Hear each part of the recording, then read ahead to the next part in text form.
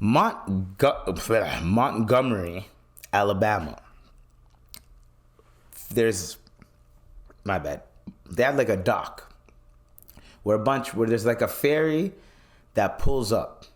So there was a boat dock there, a boat with a bunch of white people on it, and they were docked there, and they weren't moving basically. And one black dude, I think he was security, was coming over to tell them, hey guys, you guys have to move your boat. There's a ferry about to pull up. You guys got to move your boat.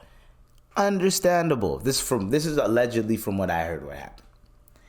So then one of the dudes, I guess he was drunk, seen a big black dude walk up on his nigga, runs up to the dude, and then they just start fighting. Now, this is where Black History Month is coming to effect. So this nigga he throws his hat up in the air. Throws it up in the air, Bobby Shmurda style, right? The moment he throws it up in the air, it was like a nigga call. I swear to God. Niggas started coming out of nowhere, everywhere from the woodworks, everywhere. There was a nigga swimming to get his licks. He was swimming. He's like, nah, I'm getting my licks. He swam. Niggas were calling him Nigga Phelps, Johnny Gills. Like people were making up bare names for him. Black Aquaman, everything, bro. Like it was funny. Nigga Fish. I just made that one up. But you know what I'm saying? Like they're calling him like that.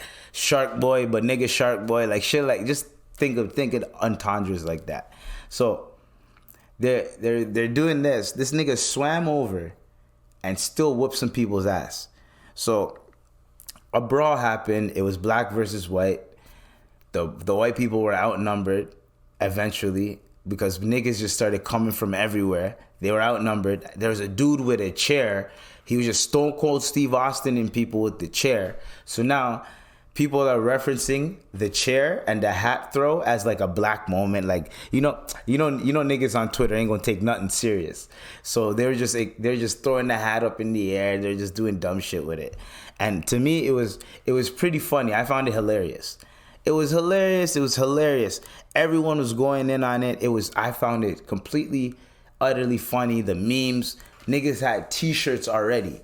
T-shirts with the guy with the chair hidden like the white lady or whatever. I know we don't condone violence against women, but that's what happened, right? So, I mean, never mind. We don't condone violence, period. Period. There's always an unless they did this, unless they're like this. There's always going to be that. So we're not going to get too in depth. In that situation, a chair might hit you. You know what I'm saying? Anyways, so a lot of people were like, yeah, you know, like black power, like it was like a black moment. You had the black activists, but this is the most blackity black activity thing that I've blackity seen in my black eyes. It's like with my black skin, and I'm like, yo, shut the fuck up. Y'all are ruining it, man. Like, come on, man. We get it. We can see what the fuck happened. Why the fuck do you have to tell us, oh, this is the most black activity and da-da-da-da? Like, no, you barely see that shit happen, which is why it went viral. You barely see a racial brawl, basically. That was literally a racial brawl. The only reason why those niggas stepped in, because they seen a black guy getting overpowered by a bunch of white dudes. Only reason why. You wanna know why? Because us niggas, we have that sensor, and when we see one of us getting it, I know a lot of people, and I think I've been saying this on the podcast, been waiting for that moment. Waiting for it. Just waiting for that moment for someone to, I wish a nigga would. I wish a nigga would just do some racist shit to someone, and there's a group of us here. It's like when I say, I wish a nigga would do some foul shit to a Muslim, and there's a group of Muslims that don't play that right there. You know what I'm saying? Just so you get the context of what I'm saying. So, and it happened finally. And like, this is what goes down. This is what happens. We stick together. All of this media bullshit that we see, sometimes it's good to see stories like this.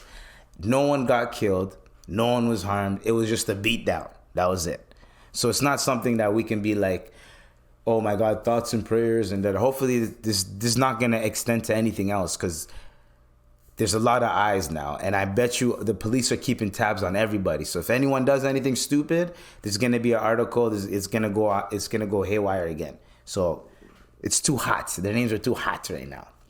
So that happened, and when that racial shit was going on, we were waiting for the Tory Lanez fucking sentencing. That's crazy. So yeah, that fight. So people were getting at Marlon Wayans, saying that Marlon Wayans, because Marlon Wayans was talking about, oh, we should stick together and da-da-da, and then people are getting at him saying people are just getting at him. Leave Marlon alone, man. He's been through a lot. He's still probably grieving. He's probably in a moment, he's in a moment in life where he ain't trying to probably see just a group of black people like fighting. Like he probably ain't trying to see that. So that's probably where he's coming from. He ain't coming from, I ain't trying to, like, you know, he ain't coming from, yo, you should have hugged those niggas. Like, no, he's stuck coming from, man, it shouldn't even went down like that. That's what he's coming from. So leave Marlon alone, dog. That's my nigga Marlon, yo. Y'all niggas trying to get at Marlon. Leave Marlon alone. And leave Iggy Azalea alone too, yo. I get it, but like, here's the thing that pisses me off about this whole thing, right? And this is a two topic in one.